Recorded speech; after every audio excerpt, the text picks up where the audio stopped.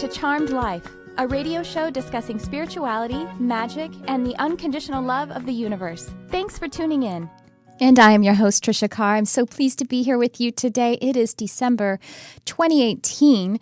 I'm super excited for the end of this year and for the beginning of the next. I love really paying attention to the calendar. You know, we are conditioned to it, and at the same time, it was an intuitive work, the way that this calendar was set up. It really, really was. And so I think it can be a real blessing to pay attention to it in the way that we pay attention to the seasons of the stars and the seasons of the earth. And so I'm really excited to be here with you guys at the beginning of December 2018. And welcome to the show if it is your first time. We are live every Sunday at 11 a.m. Pacific, and you can catch it on any of my social media outlets. So by searching for at Tricia Carr Charm on Twitter, I actually have two handles, at Tricia Carr Charm and at Charmed Life 1111. And I'm actually very soon, maybe next episode, I will be going up live on YouTube as well. So you could go to the YouTube channel, which is youtube.com/Tricia Carr. On my YouTube channel, I actually post other things in addition to this program. So I would love it if you would subscribe, like, share, comment, review the podcast on iTunes. That's super helpful to me. And I have so much on my heart that I want to share with you today. And before I do, I want to tell you about a couple of things, a couple of announcements. First of all, I am doing a class in partnership with the Lightworkers Lab. If you are not new to this program, then you've heard me talk about the Lightworkers Lab, and you're probably in the Lightworkers Lab. This is an online community hosted on Facebook. It's founded by my dear friend and collaborator, Crystal Ann Compton. She is a spiritual teacher and intuitive channel. So you can find the Lightworkers Lab by searching for it on Facebook, and it'll come up as a group. It's a community where there is tons and tons of resources for your spiritual development and expression, and an amazing fellowship. So do go check out the Lightworkers Lab. And as I was saying, I'm teaching a class in partnership with the lab, and it is manifesting with magic. And so this is a class to help you to enhance your spiritual toolbox for connection, alignment, and manifestation. Now, this toolbox of which I speak, this is really the way that we have other systems set up in our lives, whether it's formalized education or the chores that we do in our home, the different ways that we structure our life. This is actually a story that we are organizing for ourselves. And in order to shift your life from the inside out, rituals and tools as such that I'm speaking are very, very helpful. Now, this isn't like the Harry Potter kind of expelliarante or whatever. I don't know what those words they say are. It's really an inner working process that directs your frequency onto and impresses it upon the quantum field, so you will actually see the changes in your life. So it goes in and it goes out. It's a really amazing way to actually consciously look at it so that you're not having your life by accident or by default. And so, like I said, we're going to be looking at many different rituals, many different tools that you can use, put in that toolbox that you have, or you can modify them for yourself, which is a lot of what I do. Anyway, so it is going to be on December 15th and 16th. It's a weekend workshop held online and live. And you don't have to actually be there at the literal live presentation of it, because you'll have access to watch the replay. And then you'll also have access to question and answer in our private study group. So go check it out. The link is in the notes, the show notes here. And Kurt is also, hello, producer Kurt, is also posting it up if you're watching us live. But I'll tell you, he's like trying to, oops, she said hi to me. She said hi to me. There. I got to get my mic ready. So, but I'll go ahead and say it for the sake of those who are listening on the podcast. It's learn.lightworkerslab.com/advanced-divination-magic. We're going to be talking about divination tools. Also, if you are local to Los Angeles, I am teaching locally in person, and I'm teaching a development class, mediumship and psychic skills development class.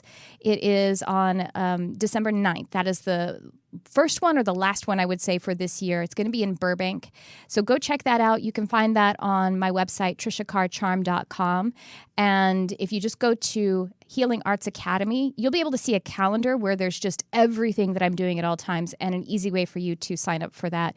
But that is also TriciaCarrCharm.com/mediumship-Burbank. That's actually the link to it. So I would love it. The spaces are limited, and if you can't make it to this one, I'll be doing it about twice per month, starting in 2019, starting in January. All right, I think that is it. One more thing I want to share with you, and that is that I am teaching the Master Series, Archangels and Universal Laws.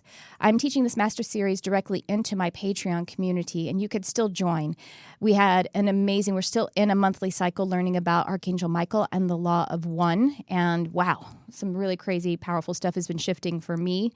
And it is still available to you if you want to go to my Patreon community, patreon.com/Tricia Carr. All right, that's the end of the announcements. And welcome. I want to talk to you guys about a couple of things. I entitled this, The Voice of the Soul and the Path of Light. How can we clearly hear your soul's voice? How can you clearly hear the voice of your soul? And what is the voice of your soul? The soul's voice is actually that which is calling you forward. It is the governor, it is the guide and the compass to show your way to the path of light, to keep you connected to the path of light. And so what I mean by the path of light, this is something that I have been using lately. These words are signposts that have been helping me to understand. I was given it by Spirit as I was studying for a meditation about connecting with that soul essence. You see, the light of your soul, the energy of your soul, is the same essence of that of source energy. And the connection between your soul and source energy is light as well. So if you can imagine it almost like a tether, that is the path of light. And we all are on, we can't actually be off of our path of light in the higher perspective because all is one. So even if you ebb away from your path of light, and how would you do that? You might do that when you are feeling frustrated, angry, or some kind of negative experience where you aren't feeling the hope and the connection and the eternal nature. And so it's perfectly natural, right? You could feel that in a moment. I might feel that in a second. I might get real mad at Kurt and be like, dang, I'm so mad at you. I'd be off my path of light when I say that. I would never. But, that's what I mean by the path of light. And another way to look at this is, if you've listened to me before, you may have heard me talk about the seed information. And what I'm referring to here as the seed information is again, another way to talk about the energy of the soul or the light of the soul. You see, seeds like this, let's talk about maybe an acorn. An acorn is a seed that will grow an oak tree. It's also, obviously, it falls off a tree and then back into the ground. And inside that seed is energy that is basically information that will collapse into itself, bust through that shell, and then eventually grow a tree. So that seed information, it's just energy. And that energy, as it begins to understand or enhance itself, as you may say, or become more aware, deepen its intensity of its own frequency, then it becomes something that is formed. It becomes a sprout. And that sprout, even though it's tender, is so strong that it will bust open that seed. So this information, or this inside the seed, is the same kind of information that we have of our soul. Jesus actually said that all you need is the faith of a mustard seed, and you can manifest anything. I'm paraphrasing. It's not exactly how it goes, but it's that's what the context is. And so the faith of a mustard seed, faith is that awareness of the path of light. And I like to use the seed metaphor because the seed, the information, the tree or the flower or the plant, it is going up through the soil and it is being called and is being beckoned forth by the sun. And so it's actually pursuing literal light. And that's what we are doing as well. So that's the path of light. And the voice of the soul is that which is always tuning you, asking you to understand it more, to be able to place your awareness on it more deeply so that it can become form in the same manner that the sprout inside a seed is formed. And so, how can we clearly hear the voice of the soul in every day and every moment? This is something that came up for me because I was going through a period where I was feeling extreme anxiety, powerful anxiety for no real reason. I mean, I could find reasons. My lower mind, my ego mind could find reasons. But in truth, there was no reason, you know? And so it became so difficult that the questions had to be asked. I had to clear space. I had to take time, yes, but it's more about awareness. I had to be willing to see what was underneath the anxiety in order to become healthy, honestly. I mean, it was really difficult. And so we all go through periods like this. And what that is actually, in the same manner as physical illness, it isn't actually that your vibration is low. I mean, that may be the net worth that you think you're experiencing, or that it seems to be the experience, but it is actually that you are releasing. This is what you could do when negative emotions come up. You want to ask them, hold space for them and ask them what they are there to give you, because they're messengers. But you can also realize that you could pivot and see this as an opportunity. What you're actually doing is releasing. And that happens with the physical body too. The physical body, when we have injury or illness, it's actually a state of us moving forward into a new plane. Your body is off-gassing that which is no longer serving your path of light, not in a swift manner at least. And so I want to share with you an excerpt to be able to understand the voice of the soul and what is not the voice of the soul. That other voice or the block or whatever it is you may think that it is. That the two pieces of it. And I'm going to quote from a book that is actually quoting a Native American folktale. And this book is actually called Sacred Powers, The 5 Secrets of Awakening Transformation by David G. David G is actually going to be on my show the next episode. And so I thought it was only fitting because, again, as I'm reading David G's book, it's bringing forward a lesson that's aligning with everything else that my soul has been calling for me to understand. And so this is a Native American folktale, and as it's written in Sacred Powers, a Cherokee elder is sitting around a bonfire with his grandchild, teaching him the essentials of life. The Cherokee chief says, "There is a battle going on inside me," he says to the child. "It is a constant fight, and it is between 2 wolves. One wolf is filled with anger, envy, jealousy, fear, regret, shame, greed, arrogance, self-pity, guilt, resentment, inferiority, false pride, superiority, and ego. The other wolf is filled with humility, gratitude, acceptance, patience, joy, peace, love, hope, kindness, empathy, generosity, truth, and compassion." He leans in close to his grandchild and whispers, "The same fight is going on inside you, my sweet boy, and inside every other person too." The child grows silent, thinking about the profound nature of this lesson, and then asks, "So, grandfather, which wolf will win?" The old Cherokee smiles with a knowing look and replies, "The one you feed." And so the wolf that you feed.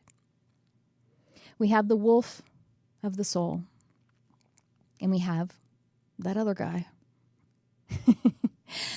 Feeding the wolf of the soul is listening to the voice of the soul. So I know when I am being asked to lean in a little bit more closely to listen to the voice of my soul, when I have a contraction in my emotions, in my body even. You know, I feel tense. That's one way. My body will experience that. Excuse me. Someone says something and I pull my energy in. I feel judgment. Maybe I feel blame. Sometimes you may feel shame or guilt, anything. It could be against yourself. It could be against another. It could be against an event or a system or things that are happening in the world or what's fair. If you feel disenfranchisement. Anytime I feel blame or anytime I feel judgment, this is when I've stopped listening to the voice of the soul. Rather, you could say the voice of the soul is getting smaller because I've started to pay a little bit more attention to that other wolf. It's really easy to start to listen to the voice of the soul, but sometimes it seems like it's not, right? It really does. But when we do pay attention and we are enhancing the feeling of judgment, feeding that other wolf, it's because we've stopped doing the work of the inner being. You see, it's your frequency that creates everything in your experience. Just like the seed's information, your frequency, your feeling state is creating everything. And so understanding that or living in that moment by moment, or even in one single moment, is actually taking responsibility. It is being aware of the fact that you are able to respond rather than feeling judgment or blame, because if you feel blame, then you are believing that you aren't able to respond. You see, you're actually putting the responsibility, you're putting the work outside of yourself rather than taking it inside yourself. So anytime that you're feeling that separateness, you're feeling judgment, then you've definitely stopped doing the work. Now, it's okay if we feel it for a moment. That's what I'm saying. Sometimes it can be just an initial reaction where it's... And I experienced that recently. I was observing someone who's in my social network. They were talking about something some new thing that they were doing, some new practice, be it professional or it doesn't really matter. And when I observed it, right on the surface, I felt that, and I thought, whoa, why do I even care what this person is doing, and why does it make me feel like I want to judge them for it? And I spent some time with it because fortunately I was in this lesson rather than actually starting to fill in, that list that you do. The reason that my judgment is valid is because this person is doing this and that's wrong. They're doing this and that's wrong. And this thing that they're doing is wrong. And I have this whole case and I could take it to court. I fortunately was in this place where I could really have some clarity to step back and say, okay, that was contraction. Why do I feel that way? I sat with it a bit and I realized that what I was observing about this person, just what kept coming up from really loudly, that other wolf's bark was really loud this time because I was trying to not believe it. So as I tried to listen to the voice of my soul, the other one got a little bit louder, but it got more detailed in a way that was helpful. And so that other wolf was saying, dilettante, dilettante. Do you know what that word means? Do you know what that word means, Kurt? Dilettante? No, it's a funny word. It sounds like another Harry Potter reference. It does sound a little British, doesn't it? Yeah. I think it's actually a French-derived word. But what dilettante kind of means is someone who's not really an expert at something. They're just kind of playing around with something and posturing as though they're maybe sort of an expert. And so that's what I was seeing. That was my judgment, or the judgment that wolf really wanted me to have about this other person, was that they were a dilettante. How dare they, say that they're doing this new thing? They don't know about that thing. And so then I took that in, and it was really illogical because I didn't. It's not like I went and sat and observed this person doing this new thing. So how could I possibly even know if they were being dilettantish? And so what that was, when I sat with it for a while, was my own fear of being a dilettante. And the reason I have that fear, I went a little deeper. I'm like, really? I'm worried about being a dilettante? Well, the reason I have that fear really goes even deeper than that, because it has to do with me trusting myself as a leader or as an expert in whatever area. I mean, many, many times along the way. And of course, that goes back to being repressed when I was very, very young. You see how that path went all the way down? And the wolf who wants to judge, the wolf is afraid of that happening again. The wolf is tied all the way back to the moment when I was a little kid and I was told that I shouldn't be speaking or something like that, or I was made fun of maybe by peers, as we all are. That's just how life is. And so the wolf's heart was really broken at that time, or the ego, you could say, and so doesn't want to experience that again. But of course, as a grown 44-year-old woman, I can realize that being made fun of by peers is not that big of a deal. I can have compassion because they're actually responding to their own pain. Or I can be very clear and objective. I'm good at studying enough and working enough and gaining enough skill to be a leader and to have clarity about when it is time to express my leadership or my expertise, you see? And so that was my issue of my contraction. That's what. But the voice of my soul was able to help me if I leaned over to that and just try to even let my logical mind say, it doesn't even make sense why I would be judging that person for what they're doing. How could I even know if they're a dilettante? Those little things actually help to edge me back a little bit more solidly footed in the voice of the soul. And so this lesson that my voice, my soul's voice gave me, obviously helped me to clear out some things that were holding me back, those limiting beliefs. I was able to give them fresh light, fresh air. And so I do know that anytime I feel judgment or blame, I've stopped doing the work. I've stopped listening for a moment to the voice of my soul. Now, it can be just an edge of it. It doesn't have to be that strong. So knowing that my frequency always creates my situations, the situation that I'm in, every time I feel contraction, every time that I feel blame, then I know that I can go within and find out what's really going on. So how can you identify when your soul is calling you? Well, you actually are always being called by your soul. The voice of your soul is always resounding. You never are not. It's a constant stream of consciousness, connectedness.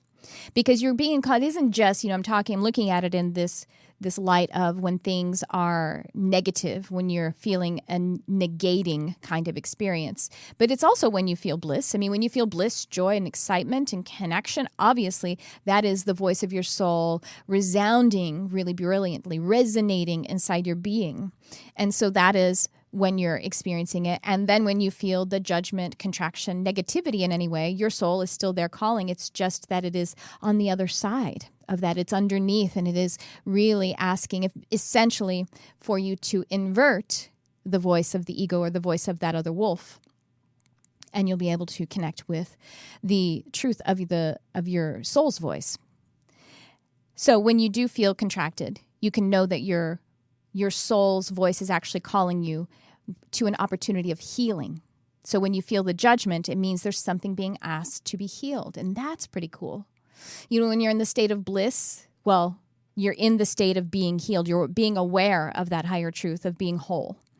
And when you feel when that other wolf is barking, it's because it's time to heal something.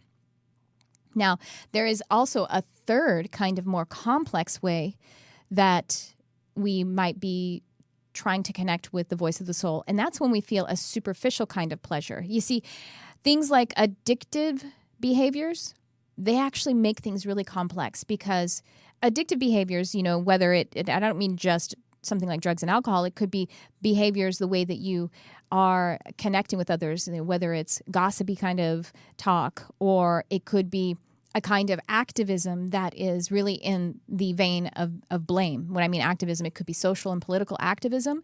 And the habit of it is to be very angry and to be blaming and judging and casting your ruling over everyone. This person is bad and they do the wrong thing and this is not happening as it should and everybody is wrong in what they're doing. That is a kind of addictive behavior. And then, of course, there are things that we could put into our physical body, and that could be food. It could be other things, other kinds of behaviors that are pulling us forward in that kind of lustful way. And I don't know what other word to use besides lust, because there's also a positive side of lust when you actually are feeling passionate about something, in a way that is a positive hunger. But in that situation, it's very confusing because you have a motivation to satiate this craving. And it is what's happening there is essentially your normal and natural drive to follow your passion is being hijacked by that other wolf. And so it's the same kind of energy beneath it, drive, motivation, passion, but it's being filtered through fear and separation rather than love and unity. I'll say that again. When we have a superficial kind of seeking, a pleasure, when we have an addictive urge, it's the same energy underneath, which is motivation and passion, but it's being filtered through separation and fear rather than unity and love. And so it gets a little more complex, but just knowing that you can judge which one, if there's judgment along that path rather than connection, light, and love, then you can take a step back. And this makes a lot of sense when you think about it, that the hangover effect of engaging in an addictive experience, the hangover always seems to produce guilt. Have you ever gotten into an argument? You got really angry and you kind of let yourself fly, and just say all kinds of things that, dressing someone down. And then afterward, even if you could justify it in your mind and you said, okay, they literally did do all of those things, and so that would lead them to be of poor character if they did those things. But then afterward, you felt guilty. And literally, if you basically get alcohol poisoning or overdose on alcohol, like really, really get drunk, and then you have a bad hangover the next morning, the first feeling that you feel is guilt. Like the body creates chemicals in that actually you respond to with the emotion of guilt. It's really interesting. So guilt is rejecting yourself. It is judging yourself. It is rejecting your responsibility in that is what the essence of guilt is. And so with something that's a little more complex, like engaging in addiction, we have an even more complex response, a hangover response of guilt. So I'm going to break all of these things down. I'm pointing those things out, and you're like, oh my gosh, feels like a big bummer. But I'm going to give you some, using these little signposts as clues to pointing you to the inner work of your soul light. So how can you understand the messages that are coming through from your soul? Like in that really complex situation where there's guilt or something like that. So what we can do is allow those contracted feelings, meaning like the ones that make you feel pulled away from, separate, angry, frustrated, judgmental. We can look at those and we can see them as signposts, as signs. And what those signs are doing is they're actually pointing you like a map back inside. The map is inside the soul. I'm going to say that again. So these emotions that we may experience that want to fulfill themselves with thoughts, as me dressing down all the reasons that person may be a dilettante, then those are actually just signposts along the road saying, go back to the map inside your soul. And so let me give you an overview of what those signs are specifically. You see these different signs. If you can come with me on this metaphor, you're trucking down the road and you pull up social media and you see this person has said this thing. Blame. I feel blame. That's the signpost that starts to show up. So when we feel blame, what that sign is telling us to do, where in the map of the soul, it's actually when, of course, all of these are when you've stopped for a moment to doing the inner work of going into your own ability to respond. And what is happening in the case of blame is that you're avoiding your inner voice out of fear of what it is asking you to forgive of yourself or of others.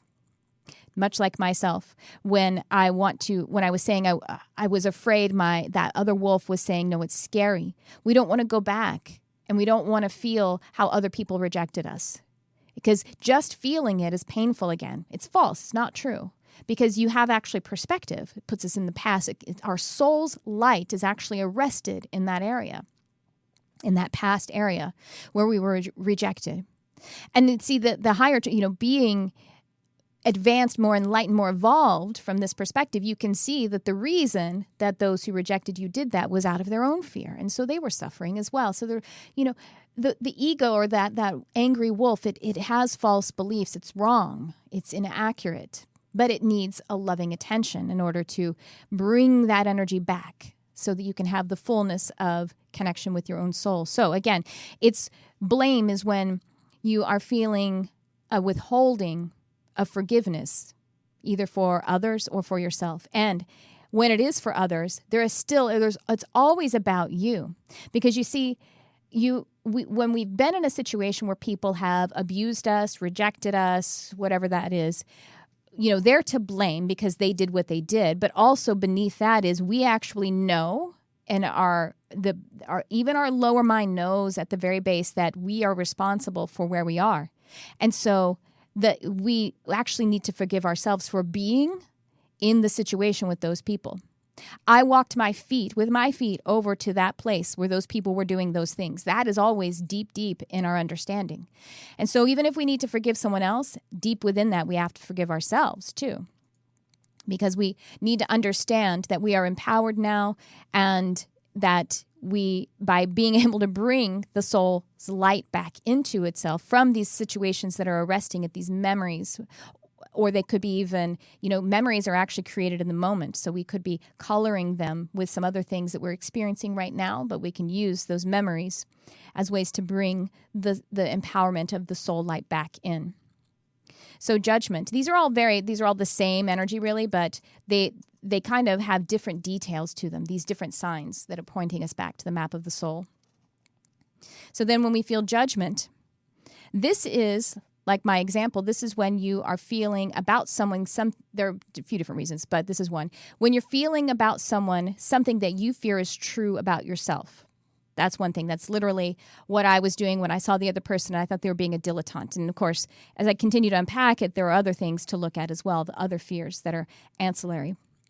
Sometimes it is because you were harmed by someone else who was expressing that characteristic. So it could be that, someone was being a snob. And so you see someone be a snob and you think, well, that person's a snob, and you want to judge them for it. Now you may not it may not be that you fear that you're a snob yourself. That might not really truly be the resonance that you find. It may be that someone else rejected you and you saw that was the moment that you judged them as being a snob, you see. So it may be echoing something else. But again, that is still saying forgive them, forgive yourself. Sometimes it's because you have expressed that characteristic in the past, but it could be a much more subtle version of it, way, way more subtle. So the things that are in your field, the things that are in your awareness could be way bigger. You are judging someone for murdering someone, and you have that really visceral response. Now, doesn't mean that you are potentially a murderer necessarily. Oh, maybe you are. I don't know. If you are, thanks for being here because we need to help you. But no, it could be something many, many, many shades lighter than that. And it could also be that you are feeling a lack of trust in the process too. If someone is able to commit crimes on someone else, that means that this world, this universe is unjust and unfair. And so you kind of need to forgive the universe in some cases. At any rate, it is a fear of something that can cease to exist if you give it the attention, if you give it awareness, because that will release it. The next sign along that road that is pointing you back to the voice of the soul. Shame. Shame is about withholding compassion from yourself, because shame is about you and you, right? I am ashamed of myself. I feel shame. Now, there are times like I grew up in, we were quite broke a lot of the time. There was a lot of sickness in my family. There was anger and rage. There was also addiction, and there was a lot of abuse. And that the net result of that, and that doesn't necessarily always, because there are some families who are quite wealthy who have all of that stuff too. But a part of ours was actually poverty, really, some poverty. And being cast as, growing up in Texas, as white trash was something that I was very aware of, really afraid of, really scared of. I felt it in my mother's fears too. I felt it in just the society of this, this kind of subculture. You don't want to be a white trash. You don't want to be white trash, It's kind of like when you're in high school and it's like, you don't want to be a slut. Being a slut's bad. Being a slut. Oh, now you're a prude. Oh, oops. Like, how do you find the sweet spot? I don't know. But this was about being seen as impoverished. And sometimes our family would be avoiding it with trappings that were not exactly true riches, let's just say. But that was really an effort. It was really difficult. And I was really highly aware of it. And so I felt shame.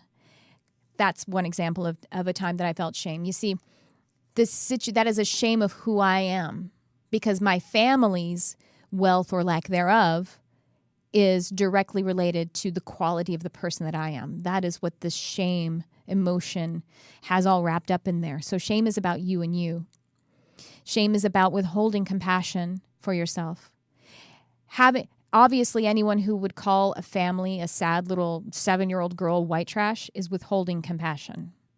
And so if I am if I am adapting to a frequency of shame, then I need to go in and find a way to have compassion for myself for doing the best that I can. There's always a thread of you doing the best that you can. That's actually the path of light, too. Guilt.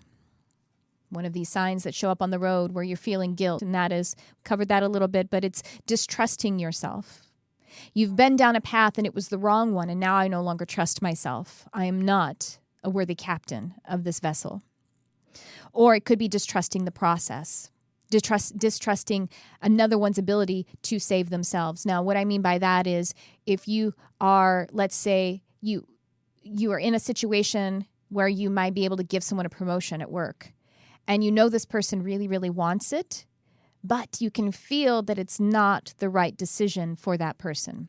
But you care for them, you have compassion for them, but it's not the right decision for the company, and that's just your responsibility. But you feel guilt. You feel guilt by rejecting them. You may feel guilt because you're rejecting someone who really wants to date you. Who knows?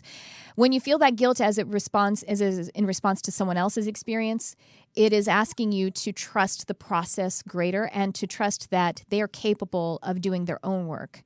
And that's actually kind of an urge to be codependent. And you may be like me, and that's my flaw. That's how I edge on that scale of either narcissism or codependency. I edge to the codependency. It's no better than narcissism, even though we throw that around like it's the big evil. Codependence is just as bad. And so that's what guilt is asking us to do, to trust ourselves, to trust the process, and to find a way to pull in that everyone is doing the best that they can and that the universe is always working for me. So how the soul's presence is your inner compass for the path of light. I told you what the path of light is. I told you what the seed information is, and the seed information or the light of the soul is connected to. It is the strong and sure path of light. And I want to just mention that as we are noticing these things, there is a difference between judging someone and recognizing that there is an imbalance in an exchange of energy. So it's not to say that you shouldn't break up with people and you shouldn't fire people and you shouldn't say this isn't working for my situation, because that comes along sometimes when there is an imbalance in how much energy you are giving and how much energy is being given back to you. Situations can provide that. See, if we could just recognize that it's okay and normal and natural to recognize that there is an imbalance, then that can keep us from feeling judgment from that lower emotional sense. And it will actually free us up. It'll give us clarity to move forward into a decision that will be better, resonate more with your path of light. So it's good to acknowledge it. It's good to acknowledge when there is an imbalance of energies, and bringing awareness to it can head off that judgment. So I asked Spirit if it's possible to eliminate blame and judgment by when that twinge comes up, just to remember to look inside. And when I asked that, of course that's possible. It doesn't mean I'm going to be perfect, even though it's possible, but I can certainly hold space for myself to believe that this possibility, or at least I can continue to enhance it. But as I started to imagine seeing those signposts along the road, I see blame and I go back into the soul and I say that's not necessary. What is necessary is finding my soul's voice. But my ego, that other wolf, he started to say, hey, if you stop feeling blame and judgment, then you're going to become less human. My ego, that wolf, he barked and he said, if you do this, you're not going to be able to relate to others anymore because that's what everybody else does. That's how humans are. He said, when they come to you and they're feeling judgment and they want you to talk to them about this way that you're judging and blaming others, if you don't match their frequency, essentially, if you don't join them in that, then you're going to be rejecting them and you're not going to be having compassion for them. You see? And then the ego said, and you will make them feel judged. You see? But I was onto it. I was sniffing it out, that wolf. He was wrong. And I said back to my own wolf, that ego, I said, no, that is untrue. See, you showed your hand, ego. You can't tell me that feeling judgment is going to make the situation better. You see, I won't actually become less human if I can learn to see those signposts and listen to my soul's voice. I will become more human because it is more natural to be able to live that way directly from your soul light upon the path of light. If someone comes to you with these feelings of blaming and judging others, you can have compassion for them without joining them in their frequency. And actually, if you can hold compassion and an awareness that isn't blame without you don't even have to say the words. You don't have to say, you're wrong. Don't be judgmental. No, obviously that's not it. That is being judgmental about someone being judgmental. It's more of a feeling state, having compassion for them and then being able to connect it to hope and connect it to path. Like it could be that, hey, I hear you, I see you, there is an imbalance. That is something you could facilitate you holding the space of compassion for them. But if you're able to hold the place of non-judgment for them, for whomever they are in battle with, that's going to feel like a relief to them. It's going to be offered to them because that will actually connect them back to their soul, or at least it's an offer to. And it certainly isn't helping by you adding fuel to their fire. That's not what they want to feel. It isn't. It isn't what any of us want to feel. And so the soul is always calling you inward, and judgment is always trying to put the work outside of yourself. That's disempowering. Isn't it much better to know that I can feel freedom and resolution within myself? If I believe that I can only feel happy when other people change, when the situations change, well, then I'm very, very small and I'm disempowered and I don't have any ability to respond.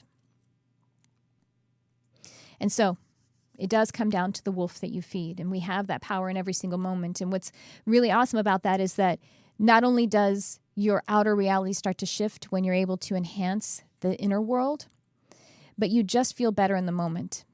You don't even need the perfect job or the perfect mate. If you can feel freedom in this moment, if you can feel clarity and empowerment. So that is our show today. I thank you so much for joining me, and I just want to remind you to go into the light of the soul, enhance that connection. It doesn't necessarily take time. It takes awareness. It takes permission. And I will see you again next week. We do have David G on. Check out my website, triciacarcharm.com, for my services and all the classes that I have there. And I will see you again next week. Thanks for tuning in. I love you, whoever you are.